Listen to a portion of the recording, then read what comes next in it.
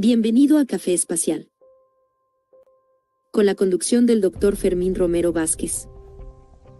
Análisis con líderes expertos e influencers del futuro de las agencias espaciales globales.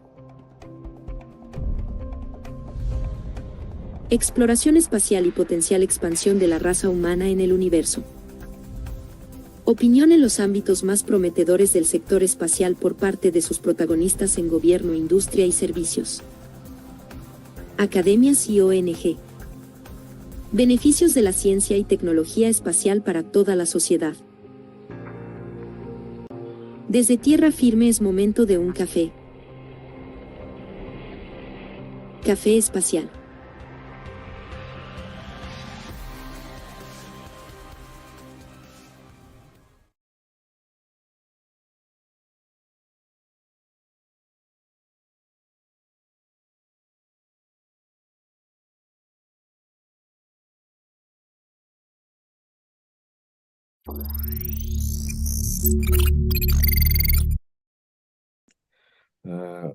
Welcome, my dear friend.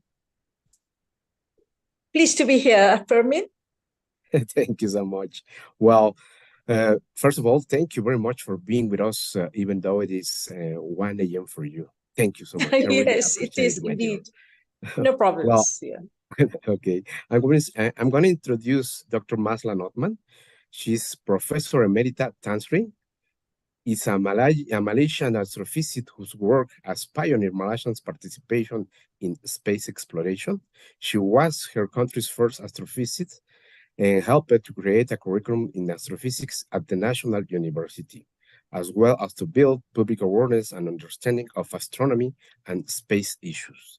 In November 1999, Kofi Annan, Secretary General of the United Nations, appointed as director of the United Nations Office for Outer Space Affairs, UNOOSA, well known as UNOOSA, in Vienna. However, the request of Prime Minister Mahathir, she returned to Malaysia in July 2002 to serve for 5 years as Director General of anCI, the Malaysian National Space Agency, where her work led to launch the first Malaysian astronaut, Sheikh Muzaffar Shukor.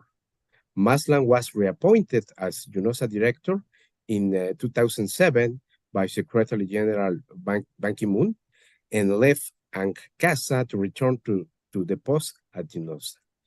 At UNOOSA, she dealt with issues of international cooperation in space prevention of collision and space debris, the use of space-based remote sensing platforms for sustainable development, coordination of space law between countries, and risk posed by near-Earth objects, among other top subjects.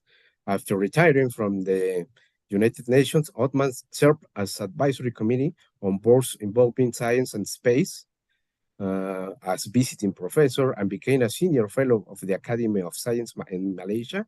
And in September 2017, she was named director of the International Science Council, Regional Office of Asia and the Pacific. To introduce the subject that today we're going to talk about, which is space exploration in today's global scenario, let me say that space exploration remains a significant endeavor in today's global scenario. By a variety of scientific, economic, and political factors, some key points about space exploration in the new space era are, for example, scientific research, economic, security, and geopolitical interest, international cooperation, national pride and prestige, planetary protection, among others.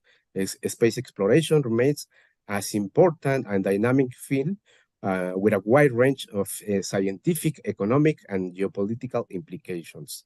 My dear, after addressing the United Nations Specialized Agency in Outer Space Affairs, and for the benefit of our audience, please explain briefly what is UNOOSA and what are its main objectives and programs.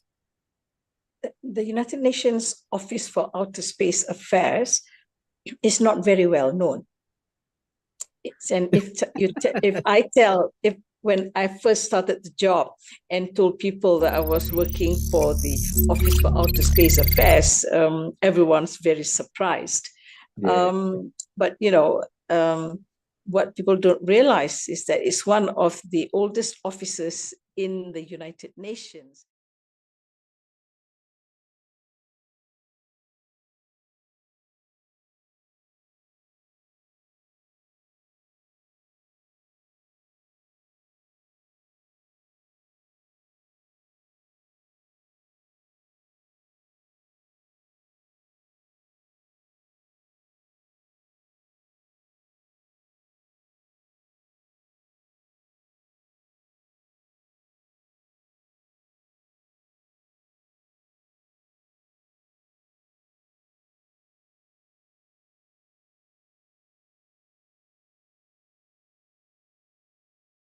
Few times space was discussed in the United Nations. So the history is a very long one. And I'm glad to say that when I took office in 1999, I was the first female person, the first female director of the office. And so as the name suggests, it's about all the affairs in the of space. And if you look at what is the Outer Space Treaty, the essence of it is that space is the common province of all humankind. Mm-hmm. And that being so, then there no country owns space, and all the decisions on space are taken at the United Nations. So, you know, Fermín, people always say the United Nations is irrelevant. We don't need the United Nations. But actually, if you talk about space, you will have to use